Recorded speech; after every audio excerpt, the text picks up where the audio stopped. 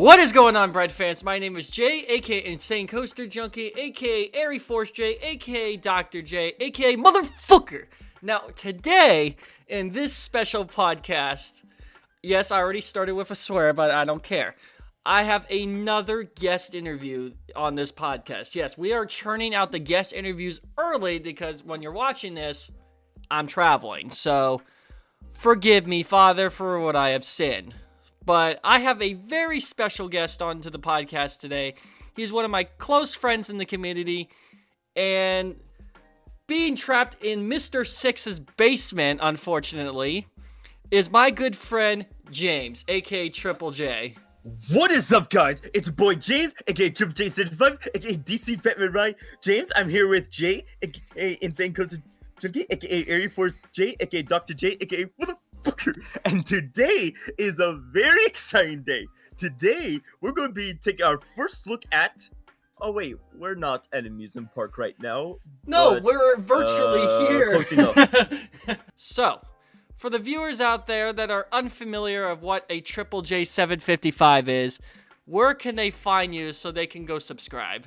Oh, yeah, well, as the word implies, you can find me on YouTube. My channel name is James Shewan. That's James space SHEWAN, and the handle is at Triple J 755. No spaces, no capital letters. For this episode, we're going to dive into 10 different questions about you and your channel and your coaster enthusiast saga. So there is a lot of lore, especially in the Triple J 755 aspect. So it is going to be quite the trip. So, are you ready? And this 10 is a questions question for Triple J. Number 5 will surprise you. Let's not get too ahead of ourselves, but this is a question I ask pretty much every interviewee. How did you come across my channel and the origin of us meeting? Well, I feel like we should start at the very beginning. So, the universe started with something called the Big Bang. Okay, we're not going to start we're not that going early. back 13.5 billion years here. That's way too far. If your story doesn't start at the Big Bang, it's not the full story. But we have to start somewhere.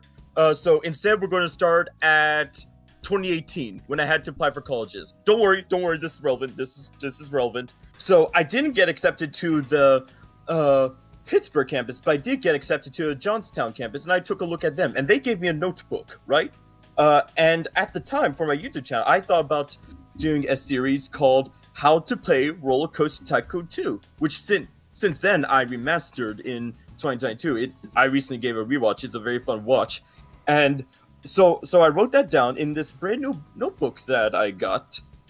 And I just had so much fun with it, and it just got me into amusement parks a lot more. And shortly after that, my chorus took a field trip to King's Dominion, where Twisted Timbers was not new, but new for me.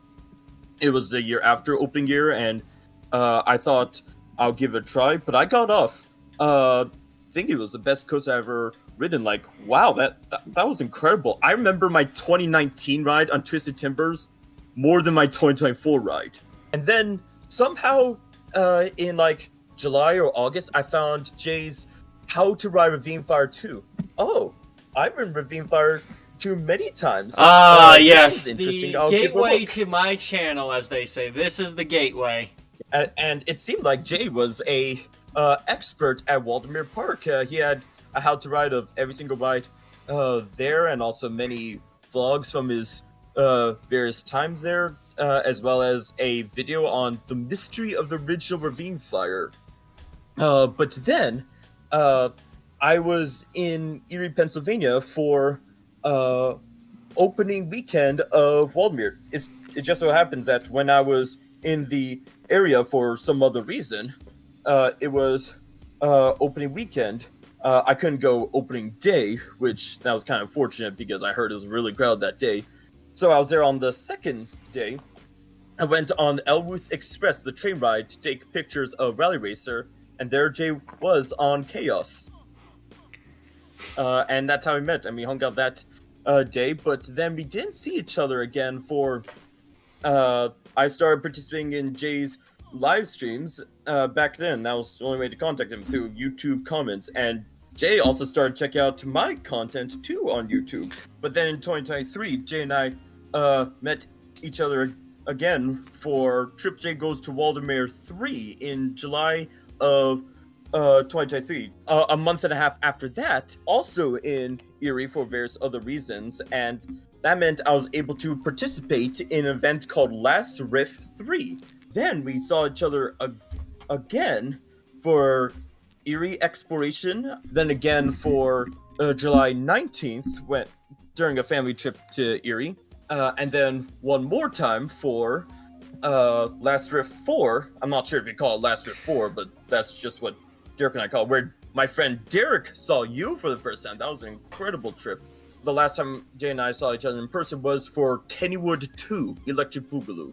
In 2021, it was just cool to see a YouTuber that I only ever seen through a screen in real life, and seemed like you were a cool guy. And in real life, yes, you were a cool guy, and we share the same sense of humor and things like that. And you liked the jokes I made. I liked the jokes that you made, and we started hanging out. I've met some friends through you, and I just went from being a fan to a friend.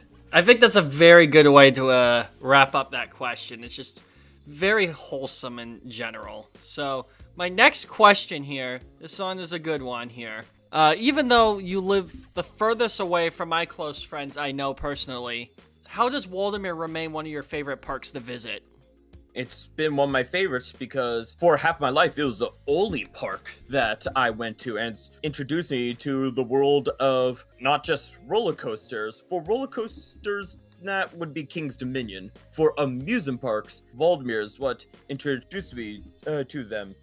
Growing up with it, like every August, that's when we would go to Erie, and that would be like the peak of my year, going to Waldemere, seeing all these rides. And Ravine Fire 2 was built, and I rode it opening year, and I hated it because as I was 7. I was excited to go on it, of course, but as soon as he left the lift hill, I realized maybe my ambitions were too high, and so I didn't ride another roller coaster for 5 years afterwards. But then during our 2013 trip, I rode Comet and Ravine Fire 2 again, and they ended up being fun. Waldemere is always a treat to go back to, because now, of course, I have lots of friends in the area who I see there. Just a park that I grew up with. Derek said he doesn't have a park like that. He wishes he has a nostalgic park like that.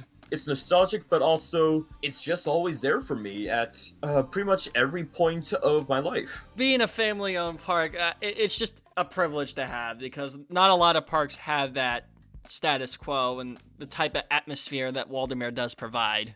Regardless, Waldemere being technically a home park for you, even though it's, the home away from home, I just feel grateful, and you should too, because not a lot of parks are like that. And Waldemere is just a different park in its own, and it's where I built friendship, it's built relationships, I built trust working there, you name it. And even for you who lives far away, you still have that connection. Right, and of all the connections I have, one of them just so happens to be in that town on Lake Erie, 8 hours away from me. So, question number trace. We're gonna start looking into the memes here. Memes. There's 3 I want to talk about, and you've mentioned pretty much mentioned 2 of the 3, but let's go through them. George Carlin, Thomas the Tank Engine, and Six Flags. All 3 of those are considered the flagship memes on your channel.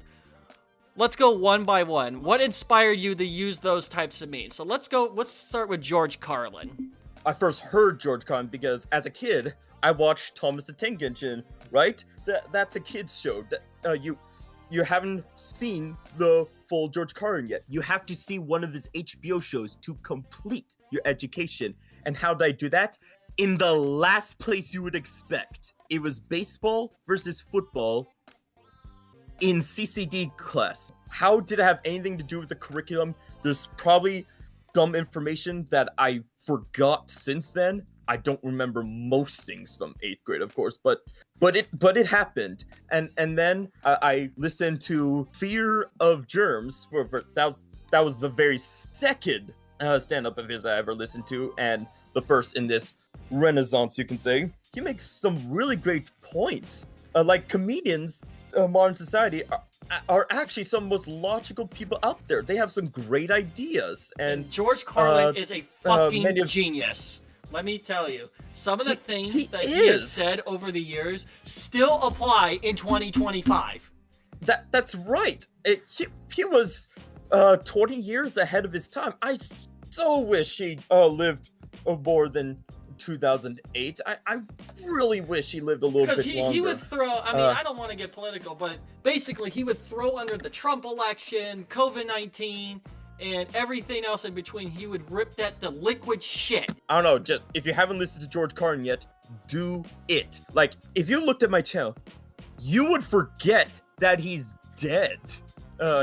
He's just such a commonly occurring character.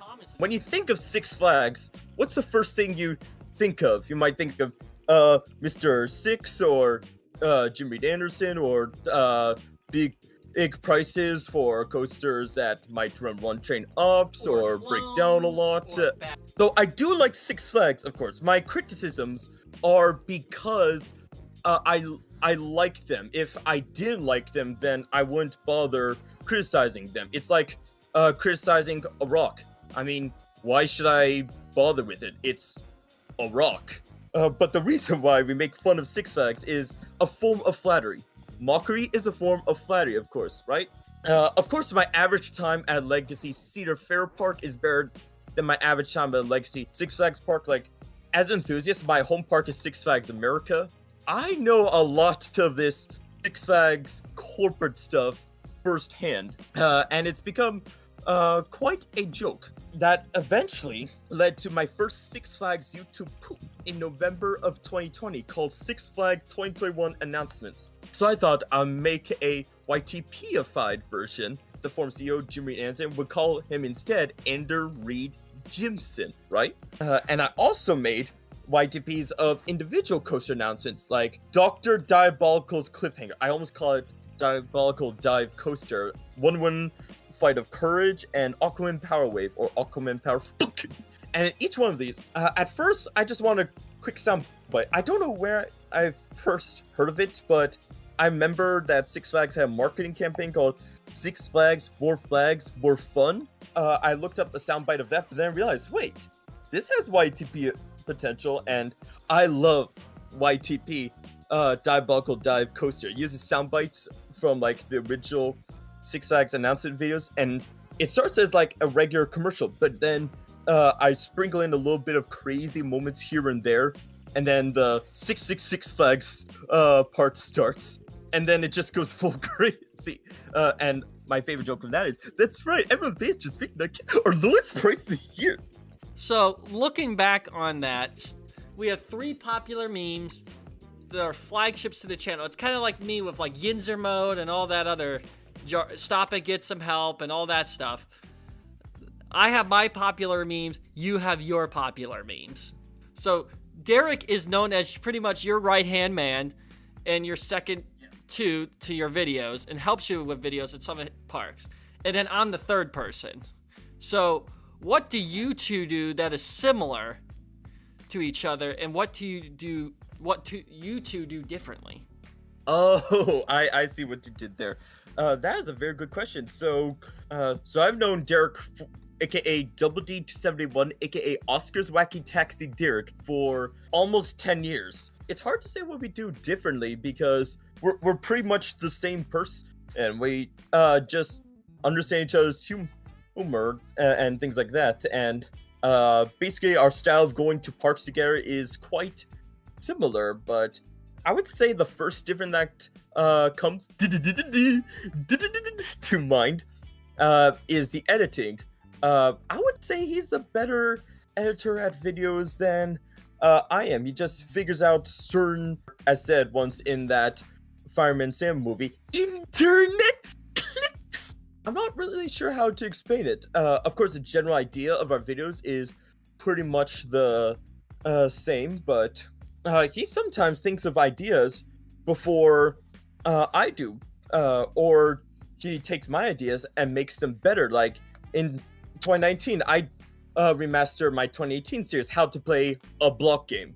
There's a reason, but that's a story for another time. So I was making that, and I invented like my own writing crew, editing crew, things like that. It's actually just a one-man show, but I feel like it's funnier when there are like multiple people involved. And in the YouTube universe, I'm just the narrator. And then we had an argument and scene in like our writing room, and Derek thought it was amazing. And then when he did a year and a half later, it was like reacting to a coaster video with a lot of misinformation. Improved upon it. He would have the crew say very funny things and then put the dialogue together in a way that sort of makes a story. At one point, Derek left, and then one of them said, "Now we can throw a party." Everyone clapped except for one guy who you can barely hear, if at all, who says, "Wait, you guys made him leave. You guys are such jerks." He showed me that before, and I guess that's all I need to explain. We take ideas that the other person has and build upon them. For example, I invented having a coaster cred acquired card after I ride a coaster for the first time in my park videos, and then Derek did the same. It's relatively new for my videos because it only started with Cedar Point. It feels like it's been there forever. Yeah, and then I just add my coaster crown as like as a lower third, just like a little text thing. It's like, oh, I'm talking about. All right, I wrote said credit. Here it is, the number at the bottom of your screen, what coaster it is. Yeah, and of course, while my editing has improved amazingly in the last few years, some things will never change. For example, Metaltania by Kevin MacLeod is my channel's unofficial theme song because I used it when I made a trailer for a Portal Gun Adventure video back in 2018. That actually sounds kind of fun. I found a feature on my phone at the time where you could pause the video and replay it later, and that gave me an idea. I should turn this into like a Portal video because I can make it look like I teleported. I wanted to mention that. Oh yeah, I made a trailer for it and I used Metaltania, and it's still there. And earlier said, go to League of Scripture, that's from How to Play a Block in 1.18. And back then I didn't know how to put text directly into my editing program, so I just used Microsoft Word. But it's still gonna stay like that on my channel, at least. Because that's how it's always been. Of course, I could make it look modernized, but I think it's like funnier when there's the white background saying, "You have died. Go to the description to try it again." And I love how Derek just I wouldn't say copies it, but he also just like does his own style with it. Because basically when James and Derek do a park together, you'll have James's POV, like his vlog, and then Derek's POV with his vlog. And it kind of just counteracts with each other. It's like, all right, we have two different perspectives on this one. How are they different? How are they similar? Yeah, it's like two different ways of telling the story. One prime example of that is when we went to Six Flags America on August 25th, 2024 to ride Professor Screambore's Skywinder, the last cred that Derek needed, and I haven't ridden it yet as Skywinder. We decided to bring back the Raiders, which are inspired by the block game Pillagers. Derek had the idea of bringing them into real life at amusement parks and possibly other places in the future. I will not confirm nor deny any plans to do that.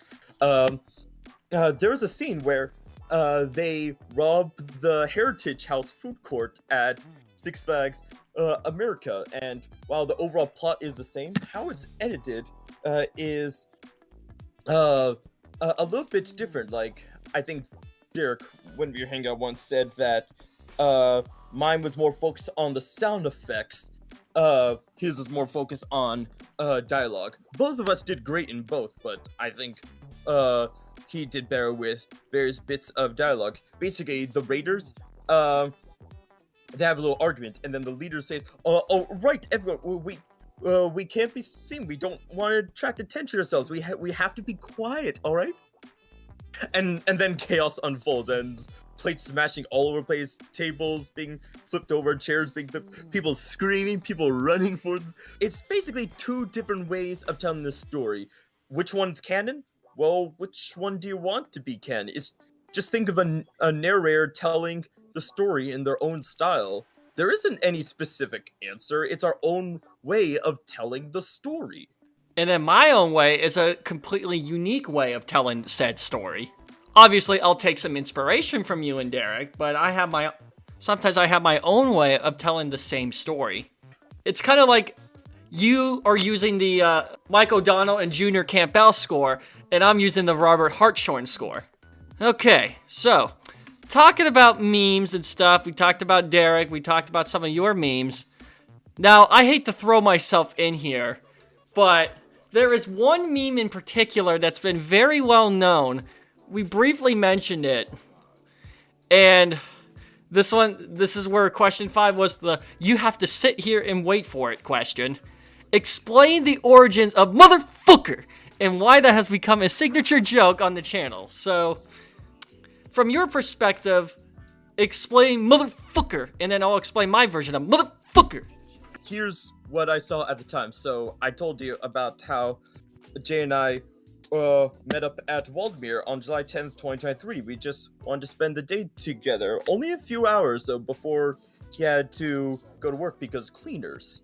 Chaos was closed for a day. Isn't that annoying? Back then I really liked it. Now though, I feel like the nausea rating is a little too high. I would ride once and that would be kind of it, but that's neither here nor there.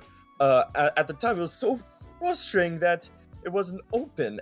It was manufactured by Zamperla, which Zamperla, I like their ambitions. They're also really good with kiddie rides. Very colorful and fun. Zamperla rides, they sometimes break down. I'm not talking about any strata coaster in Sandusky, Ohio at a Six Flags park in particular. No such coaster like that in particular. No peeking. Nothing at all. Jay and I rode the train together.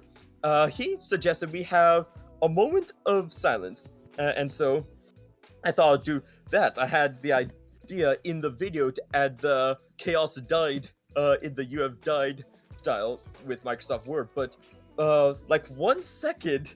yeah, Kevin the Cloud's Hyper Fun is playing in the background. This. Blah blah blah. When you hear Hyperfun by Kevin MacLeod, everyone knows that means death. Something terrible happened. It's like Mr. Krabs said, everyone knows that means death. Something like that. So, out of nowhere, I don't know how Jay thought of this. He might explain later, but suddenly he had the idea to go, motherfucker. And then Leon said, Microsoft, can you help us fix chaos for Last Rift? What is Last Rift? I need to run. And then he ran. And then while editing, I thought, you know this motherfucker? Wait, this has meme potential. Maybe when he's running, he can run into something and then say that again. And I eventually run into a black void. Motherfucker. And then it just took off from there. It's like earlier I said I have a joke of the year. I think it didn't win yet. That shows you how tight the competition is. But I would say the motherfucker is kind of like a timeless joke. It extends beyond time itself. It is omnipotent and omnipresent. Yeah, so I don't know how I thought that was okay to do. I was just heated in the moment because it's like, I want to go ride Chaos. This is the only ride in the park that goes upside down. And yet it's, if you know my channel, when a ride breaks, I put their manufacturer 'D. So it's Zamperla. And I was just eventually pissed off about it. So I'm like, motherfucker. It's kind of like the Six Flags rant. I kind of just lost it. And I'm like, all right, this is a James video. I have to go all out. So I thought the most acceptable thing to do was to throw my hat and cuss at the ride. Because this is not the first time this has happened with a YouTuber at Waldameer. This happened in 2020 during the super virus when my buddy Ryan of the Rye Guy visited the park and Chaos was closed too. This is not my first time this has happened, but it's happened way too many times. So that's why I, cussed in protest, because it keeps happening. And I'm like, fix your ride. I mean, I don't want to criticize Waldameer or their maintenance team, but it's like, come on, Zamperla, you can do better. So, question 6. We're going to talk about more video style because we've dived into memes and memes and memes and James and James and James too. Let's look at the channel James here. When you film a vlog for your channel, what qualities do you look for in the park? Like good or bad things? What good or bad things determine your overall thoughts on a park? I just see the best in each park. I don't like to go on like a long rant, just hating the park, or that's not what I do. I like to be positive, of course, and I try to think about, well, not really try, I don't really need to think about this, but I know in advance what kind of park it is, and I set my expectations accordingly. Like if I'm at an FEC, okay, it's a good place to just go in, get the credit, get out. That's all you need to do. If it's a huge park like Cedar Point or Canada's Wonderland, I'm going to have some higher expectations, right? And I'm looking for good rides, right? You want the rides to be fun. You want them to be thrilling, or if you don't like thrilling rides, at least there's plenty of rides there that suit your interests at an amusement park, right? Personally, I'm okay with as high of intensity level as possible, right? Right. And the capacity of rides, like how fast they get those lines moving, that must be good, right? The park must look nice. It doesn't mean it has to look like Disney or anything. There doesn't have to be decoration on every single square millimeter. I mean, it could be good, but it just has to have a nice appearance. That's how parks like Hershey Park at Kings Dominion excel over Six Flags America. Kings Dominion, ooh, Eiffel Tower, nice bushes here and there, and trees. Yeah, great. And the jungle theming is nice too. Six Flags America, you have coaster supports on concrete in grass. Yeah, but yeah, it really, I'm not sure if there really is a formula for what I look for. Lakemont Park is a very small park, but it was worth it just for Leap the Dips alone. I really enjoyed my time there, even though it's technically an FEC. I did the usual park outro, which is the old Coaster Studios outro. But if it's Family Entertainment Center or Six Flags America, I do the Markiplier. I need to run. I need to run away. I have to go. I have to get out of here. I have to leave now. That's what I do. But for Lakemont Park, they succeeded in not getting that treatment.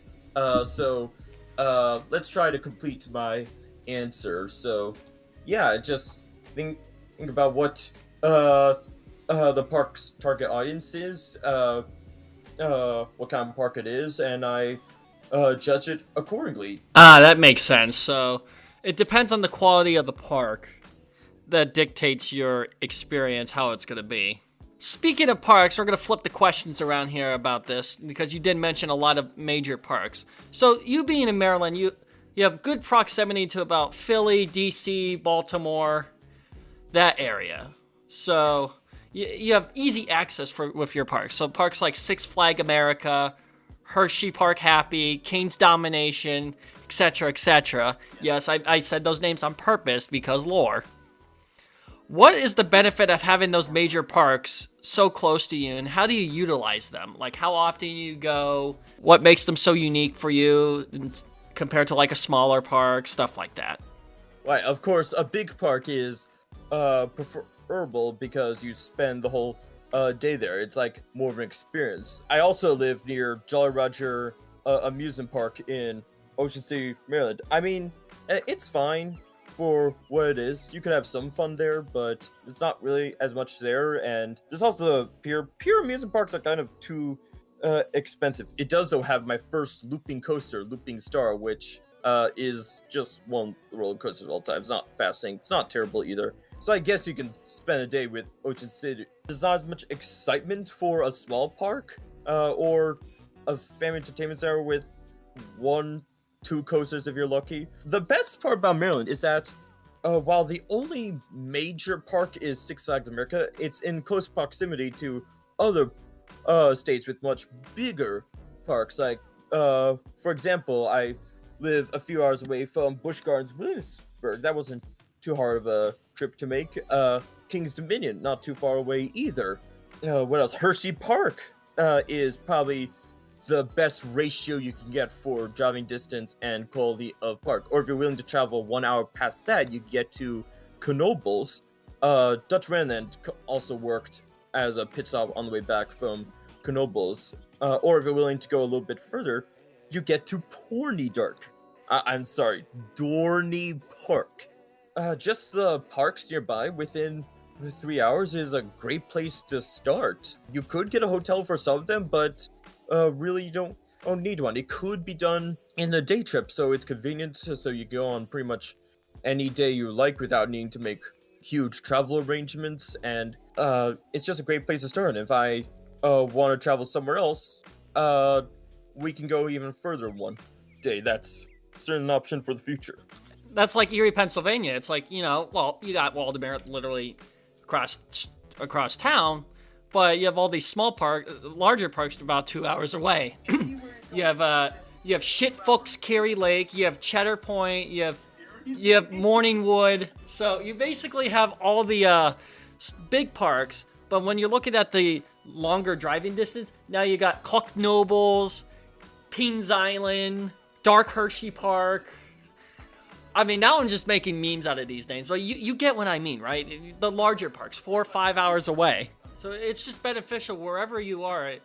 You could have a travel plan. Theoretically, it all comes down to cost. It comes to what you can afford, how you're going to get there, stuff like that. So, talking about parks and stuff, we're going to deviate for like coasters and stuff. And one thing that I remember about coasters is roller coaster games. I grew up with Roller Coaster Tycoon 3, but you grew up with Roller Coaster Tycoon 2. Or at least now with the modern version, Open RCT 2. Why is that considered your favorite game in the series? You know, I kind of want to do a video essay on this topic, because there's just so much I could say about it, but I'll try to make a TLDR version right here. So, I played all 3 of them, of course. As a kid, I played Roller Coaster Tycoon 3, of course. I did lots of things. I even took a peek at some of the scenarios. Those are fun, of course. Don't get me wrong whatsoever. So Roller Coaster Tycoon 1, yeah, it's a fantastic start. I mean, there are no block breaks, which means the coasters crash more easily if it breaks. That's rather unfortunate. For those of you who are unfamiliar, a block zone is yeah. You've probably heard that block zone speech before. We need to take a look at Roller Coaster Tycoon 2. I think the interface of 2 is better, but the maps are not as good. They're just flat piece of land, and for park property, they would just select the entire map and call it a day. There wouldn't be any weird shapes to it, or that doesn't mean there are no interesting maps in the second game, but I feel like 1 has the better maps and also the better difficulty arc. There's that. But one problem was that I couldn't access Roller Coaster Tycoon 1 for many years. From like, I don't know, 2010 until 2019. Couldn't play it until I found it on Steam. So it was the second one that I really had access to. And then, of course, there's the third one, which as a kid I thought was really cool. Like, you got to ride the rides. That's fun. And there were expansion packs to make pools and zoos. I liked making water parks. That's something Roller Coaster Tycoon 2 didn't officially have, but as much as I liked it back then, the only time I used it for modern day, like being 18 or over, was to make a park that made fun of like those clickbaity coaster lists with tons of misinformation, like calling a Giga Coaster a Giga Coaster, or Kingda Ka was designed to be dangerous. I did things like that. But since then, I converted to Roller Coaster Tycoon 2, so I don't really have any projects in third game. It's great, but I feel like the graphics haven't aged very well, and also the couple of flaws in the game that are kind of, they irk me a bit. For example, the observation tower and freefall towers, like there was a glitch where the people get in and then they go through the ride cycle and then they don't get off. Like the ride stops and they don't get off and they're just on the ride forever. And also guests don't go to the back of the park. Like I would build a big park. They would stay at the front of the park and no one ever goes to the back of the park. Unless I made a pool, then they would go to the pool. But I would have some really excellent rides that no one go on. And yeah, I usually use sandbox mode. I just like building rides. It shouldn't matter how much the guests like them, and it should only matter how much you like them, but it's a park operational game. I want people to ride the rides. And also I tried the stairs one time in 2014, but I got stuck at one of them because I did the objective, but it didn't say that I did, and maybe I'll try them again one day. I certainly will try to play it sometime in the future. I've been saying that for years, actually. I do have a complete edition, so Roller Coaster Tycoon 3, you can ride the rides. Roller Coaster Tycoon 2 was better, but of course I did miss one, of course. But then in 2018, I heard about Open RCT 2, and that was the best of both worlds. Of course, you can't access the Roller Coaster Tycoon 1 maps until you actually bought the game, so I did.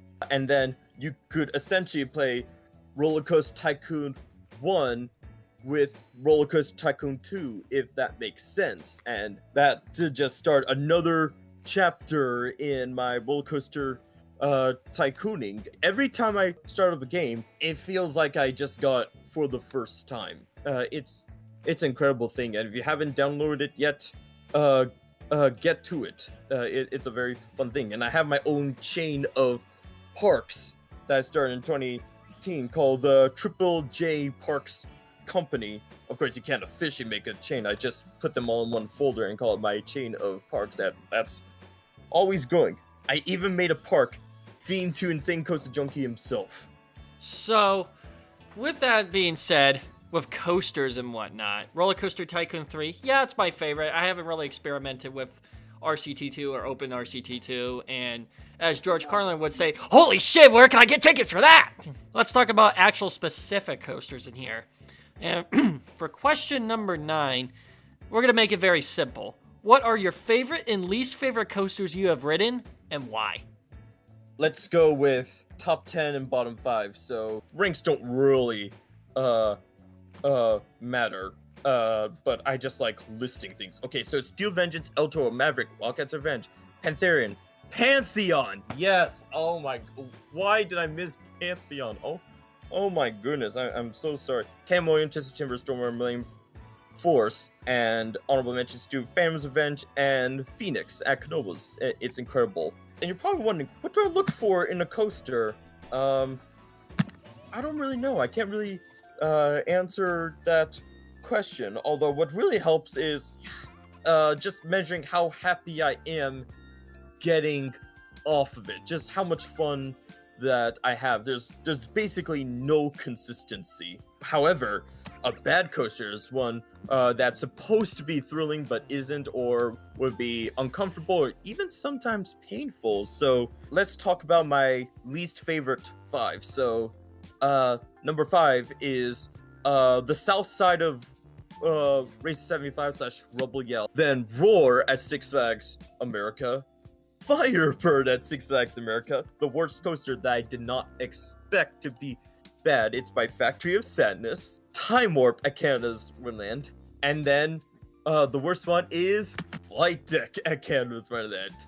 My goodness, that was awful. Time Warp is Jay's least favorite, and I can certainly respect that. That is more than fair enough.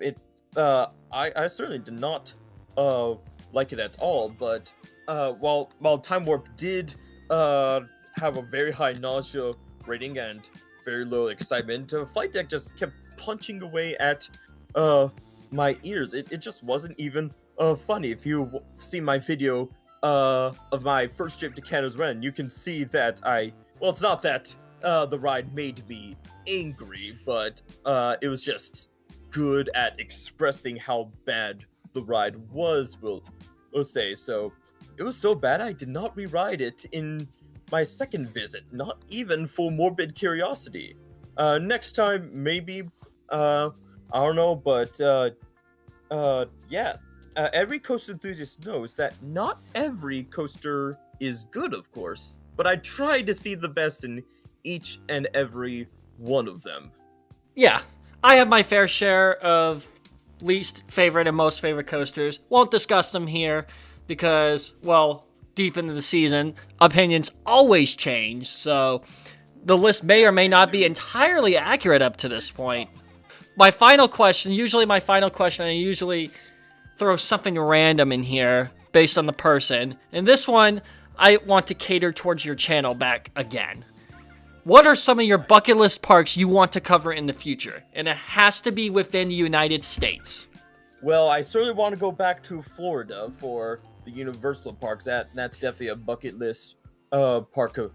So I really want to go to Busch Gardens, Tampa, of course, for Iron Gwazi. Kings Island is another huge one I really want to go to some year. Carowinds, of course. What else? If I'm in Atlanta for any more reason, I also really want to go to Area Force One. I don't even remember the park it's in. I just remember it's the Area Force One park. Six Flags Fiesta Texas seems like the best Six Flags park. Six Flags Magic Mountain, also a big one. Knott's Berry Farm. California's Great America, it's closing soon.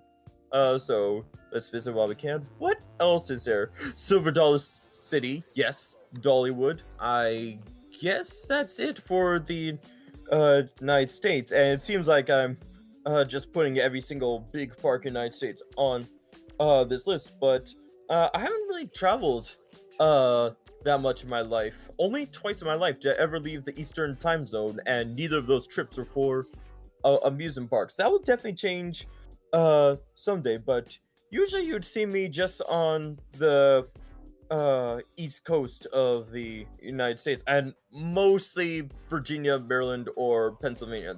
That's like 99% of the states I'm in, so I don't really dive into a bucket list too often, just because I still have so much to do. I'm only 23 years old. I have my whole life ahead of me, so I just keep going through each coaster season one at a time, and it's a marathon, not a sprint. I don't have to go to all of big parks right now. I just go through it one at a time. And I think that's an awesome way to end the podcast there. Planning where you want to go, when you want to go, how you want to go. And everybody has bucket list parks, so I'm more than happy to plan more trips, and I know you'll have more trips in the future, so it'll just be a matter of time of... It's not a matter of if, it's a matter of when. That is right. And whatever is uploaded to the channel is pretty much canon in your timeline. Thank you so much, James, for being on this podcast. And as a final reminder, what is the YouTube again so they can watch all the salt? Yeah, of course. It's James Shewan, James space Shewan, and the handle is at TRIPLEJ 755. That is a perfect way to end it off here. So thank you so much again for being on this podcast. I know it's a different... Yeah, thanks for having me. I know it's a different medium than the traditional ICJ status quo, but it's always great to have someone in a different platform and expand on some lore and expand on the coaster community. So I will have more interviews as we go on. I definitely have some more people up in mind. And actually, the next interview I am conducting is with Cat of Purple Shadows, the artiste herself. So you might want to stay tuned on what she has to say about a certain wooden coaster in Northwest Pennsylvania that starts with a ravine and ends with Flyer 2. In the Triple J, Jay's a manic way to do it. I'm Jay of Insane Coaster Junkie. That's James. And Lux Eterna in a Moretta from Zero. Motherfucker!